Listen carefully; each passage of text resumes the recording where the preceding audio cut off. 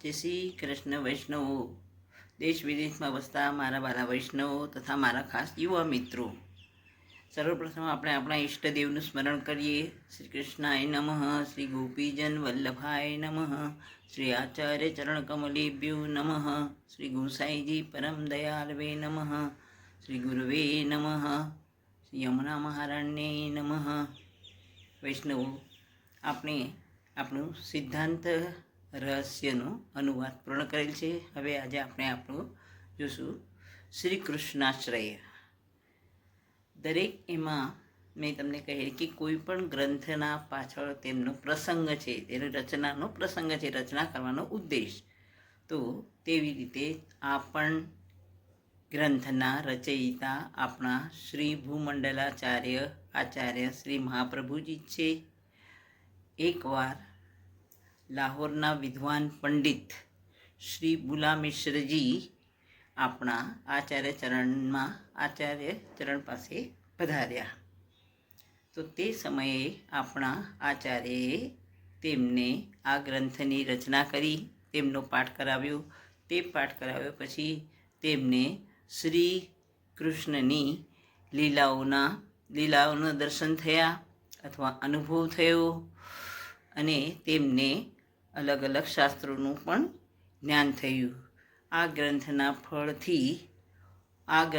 પાઠથી ફળરૂપ આપણને માનસી સેવાનું પ્રભુએ દાન કરેલું છે. આ પાઠ હંમેશા આપણે આપણા પ્રભુના સન્મુખ કરવો જોઈએ. આ ગ્રંથમાં જીવ નિસ્સાધન અને પ્રભુ સર્વશક્તિમાન છે એ નિવેદન કરેલું છે અને તે માટે જીવ વિનમ્ર ભાવે સર્વશક્તિમાન પરમેશ્વરની ગતિ પામવા ઈચ્છે છે અને તે માટે તે પ્રાર્થના કરે છે. આ ઘોર કળિયુગમાં જીવ છે એ સાધન રહિત બની ગયો છે. કર્મ, જ્ઞાન, ઉપાસના, તીર્થ, મંત્ર આ બધું અંતર્ધ્યાન થઈ ગયું છે, અંતર્ધ્યાન તિરોધાન થઈ ગયું છે. લોકો વૈષ્ણવોને કોઈ પણ પ્રભુને સાથે સંપર્ક કરવા અથવા પ્રભુને મેળવવા માટે, પ્રભુ પ્રાપ્તિ માટે કોઈ પણ સાધન રહ્યું નથી. તે માટે વૈષ્ણવો પ્રભુનો આશ્રય છે. શ્રી કૃષ્ણાશ્રય, શ્રી કૃષ્ણાશ્રય, પ્રભુ મને તારો જ આશરો છે, એમ આમાં પ્રભુએ કહેલું છે. સાધન રહિત એવા જીવને પ્રભુ નિસ્સાધન જીવને, સાધન રહિત એવા આપણા જીવને પ્રભુ આમાં આશરો આપે છે એ બતાવેલું છે. તો આપણે આજે આપણો પહેલો શ્લોક જોઈએ. સર્વમાર્ગેષુ શ્રી કૃષ્ણાશ્રય. પહેલો શ્લોક. સર્વમાર્ગેષુ નષ્ટેષુ કલૌ ચખલધર્મિણી પાખંડ પ્રચુરે લોકે કૃષ્ણ એવ ગતિર્મમ.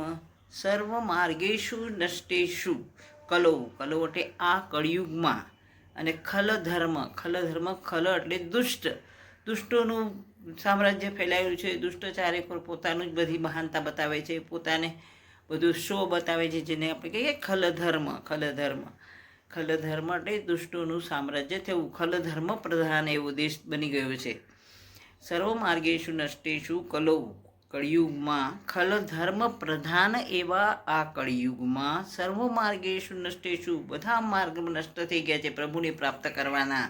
તીર્થ, ધ્યાન, તપ, જપ, સંતો કાંઈ પણ લોકોને પ્રાપ્ત થઈ નથી રહ્યું. તો પાખંડ પ્રચુરે લોકે, પાખંડ પ્રચુર એટલે ફેલાયેલું, બધે પાખંડ જ ફેલાયેલા છે. દેખાવો, શો કરવો, બધો હું છું બધું જે કરું એ સાચી વાત, એવી વાત શો કરવો, પાખંડતા. બરાબર.